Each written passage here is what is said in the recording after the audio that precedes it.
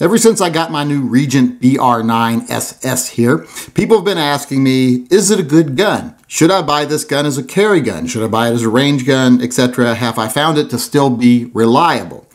And reliability is the key word there, especially as far as a carry gun is concerned.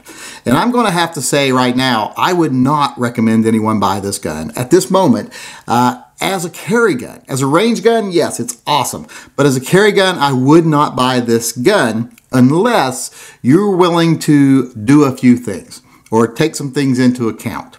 And I wanted to make the video today here to talk about those things. Now, before I go any further, I know I've been calling this gun the titmouse for a long time. And a lot of people are getting upset with that. They're like, what are you trying to do? Stop calling it titmouse, not funny. So since those people so politely requested I stop doing that, I will stop calling it the titmouse. So I wanted to talk today about my Tisas Regent BR9 SS here today, as far as why I didn't think it would be a great carry gun unless you did some stuff to it. Well, I started noticing that I was having some failures to feed with this gun. Not really any failures to eject or anything like that, like some people were having, because I did exchange my extractor on this gun, and I would recommend you do that. You buy a new extractor for it. Go over to BHS Spring Solutions, or BH Spring Solutions, I think it's called, and they can get one there. You can get them a lot of places, but just get a good extractor put in it. In fact, they're going to make a special extractor for it, I believe, pretty soon. But until then, make sure you change out your extractor, and you won't have any problems. At least I haven't. But I did have some failures to feed, and I wanted to find out why I was having those failures. And I kind of narrowed it down to two things that were the potential culprit. Outside of ammo, I knew that I was having more problems with the gun when I was shooting the 15-round mag, which it came with. It came with a Mech-Gar 15-round mag, than I was when I was shooting the Browning 13-round mag. That was working a lot better in the gun. It wasn't 100%, but it was a lot better. So I wanted to see, is it making a difference with the mags? I want to test different mags in it. But there was also something else I wanted to test in the gun, and that is the barrel. In this gun now, I have the Browning high power barrel because I was seeing a lot of people having problems, especially BH Spring Solutions were having problems with the barrels from Tisas. They just weren't running very well. So, especially when they got hot. So I started thinking, well, you know, I'm going to test the barrels too. I'm going to test both size magazines with both barrels and see how that affected reliability. So let's go out to the range here, which I've actually already been to because you can see from the dirty hands. But let's go out to the range here and we'll see how the gun functions with both the 13-round magazine and the 15-round magazine with both the Browning high power barrel and the Tisas barrel. Okay, Mech-Gar 15-round magazine with the Browning high power barrel.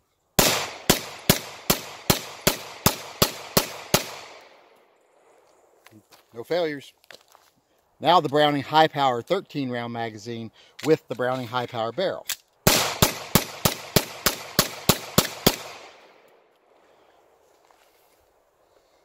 No failures. Ooh, that's hot.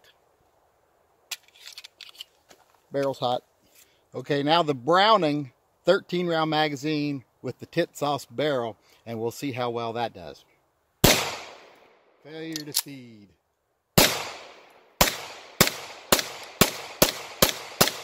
Okay, once again, the Browning high power magazine with the Browning high power barrel in the Tisas gun.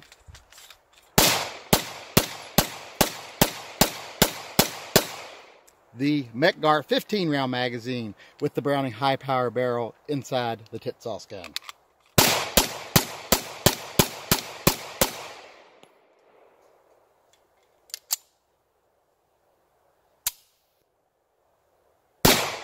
Okay, one more time. Mech-Gar 15-round magazine, Browning high power barrel, Tisas gun.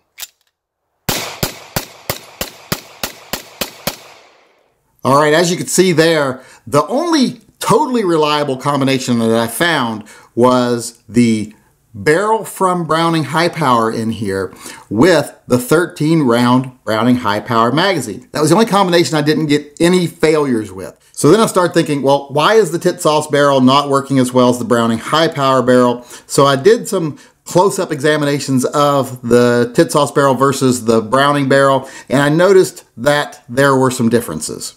If you look at the two barrels side by side right here, the biggest difference is The Browning barrel has a little notch right here. The Tisas barrel does not have that. I like this better because it would help you prevent extractor issues a little better. So I thought this barrel might be better just because of that. But we'll test that out here in a few minutes. But another difference that I saw, and I don't know if you'll be able to tell this on camera, but this side of the feed ramp on this gun, it's just a little bit thicker, a little bit wider. I mean, we're talking a hair's width, but it's a little thicker. The feed ramp itself is just a little tiny bit wider, and this flares up a little bit more on the Browning barrel. So I thought that might also help with feeding. So I wanted to try this barrel.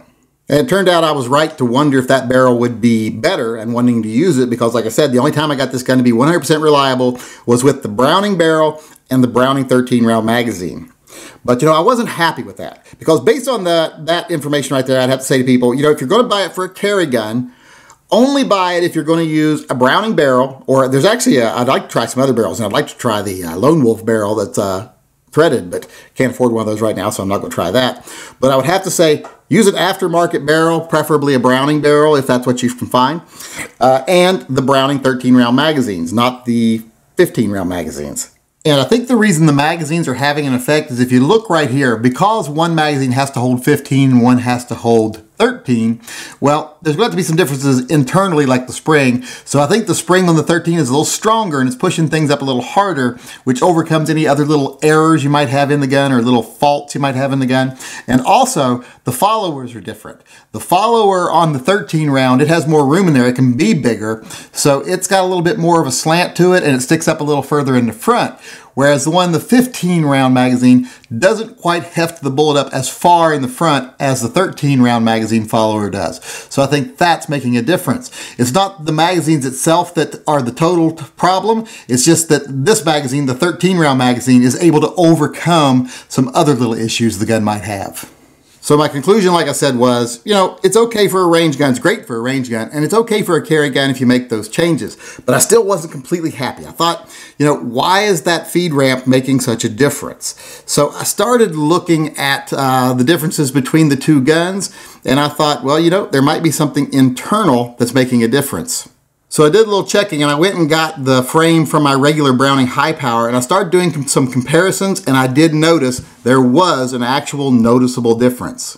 When I am having failures with the original barrel and any of the magazines, it's always hanging up in the same place. The round is hanging up right on this side, right over here.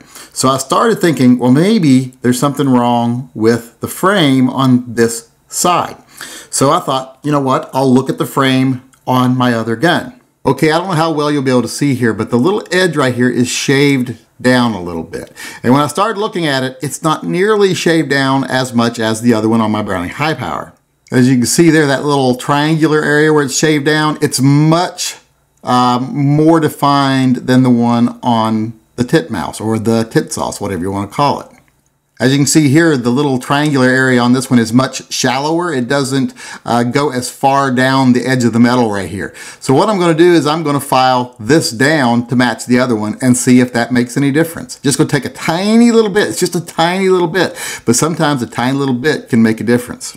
Okay, I'm not going crazy on this. I'm just giving it a light rubbing with a file. I mean, I don't know how light a rubbing you can do with a file, but still, just barely sliding it across it, not grinding into the surface here. I don't know how well you can see there, but now that little triangular cutout is much more like the one on the other gun. Goes a little bit deeper into the frame and is a little smoother now. So let's go back to the range one more time and see if this makes a difference. Okay, today we're going to be testing with just the 15-round Metgar magazines because those are the ones I was most likely to have a failure with. And we're going to be testing both barrels, the Browning high power barrel and the titmouse barrel or Tisas barrel. And a little squirrel just made a run for it over there. Good thing he's getting out of the way over here. But this has had that little piece filed down now, so let's see if that stops the failures even with the 15-round mag. And I'm going to limp wrist it here pretty good.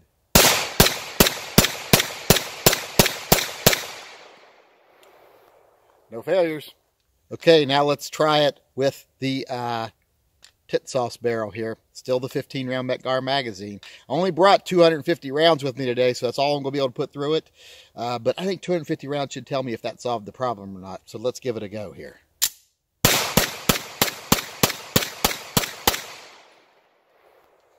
Not a failure.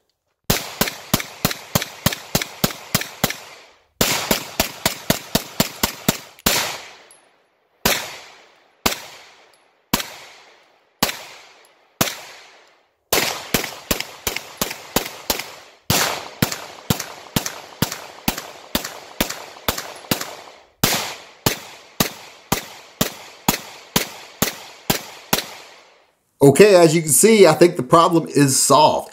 That day I put 250 rounds through it. I put another 250 rounds through it today, and it ran flawlessly. Not a single failure. What I thought was happening was happening.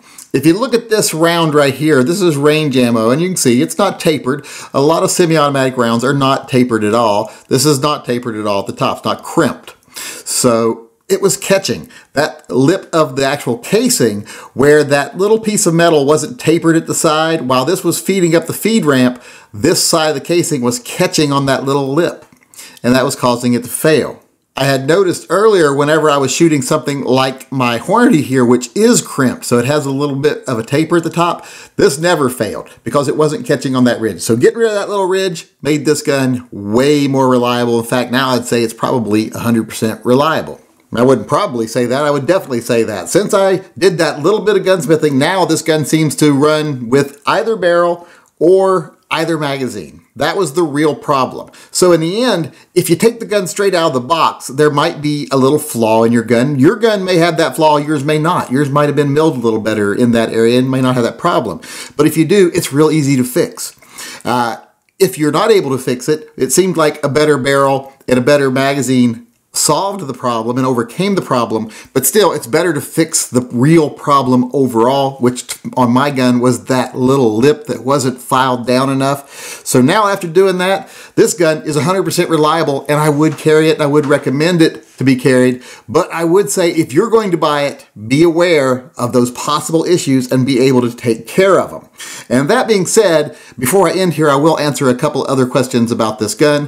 One question a lot of people have been asking me is, are these sights actually Novak sights? Do they actually fit Novak sights? Well, I tried to order some Novak sights. They didn't fit. I talked to them over at the Novak sight factory, and they said, yeah, we haven't been able to make our sights fit this gun. So no, the sights do not fit. Another question I've gotten quite a bit, which is a simple question to answer, is it all stainless steel? Is it Cerakoted? Is it actually stainless steel? And is the frame actually stainless steel as well if the slide is? Well, to the answer to that is, it is all stainless steel. This gun is stainless steel except for the controls, some of which I've changed out here, which are just regular carbon steel that have been blackened. But the actual frame and slide on this gun are solid stainless steel. So in the end, to me, this is a great find because I've always wanted a stainless Browning high power. This one, now that I've done a little work to it, is 100% reliable. And then, like I say, I like the fact that it's made out of all stainless steel because it doesn't show any real wear. If it does show wear, it's easy to repair. And if you have to do something like filing off that little corner, it's easy to do and you don't have to refinish the metal. So in the end, I'm glad I bought this gun. I will actually carry this gun for a while. But if you're looking to buy it, like I said, be aware of those couple of issues. That was the only time the gun was 100% reliable, was with the... So in the end, I was going to say, you know, if you want to buy this gun as a carry gun, you're going to have to be aware of some things. You might have to... Fuck! God damn. Once again, the Browning high power magazine, the Browning high power barrel... Ah! So once again, 13 round Browning high power magazine, 13 round barrel. Fuck. So we're going to be testing with just that magazine today, but with both barrels with the Beretta Beretta. Squirrel, get out of the damn way. Go on, get out of the fucking way. What's wrong with you?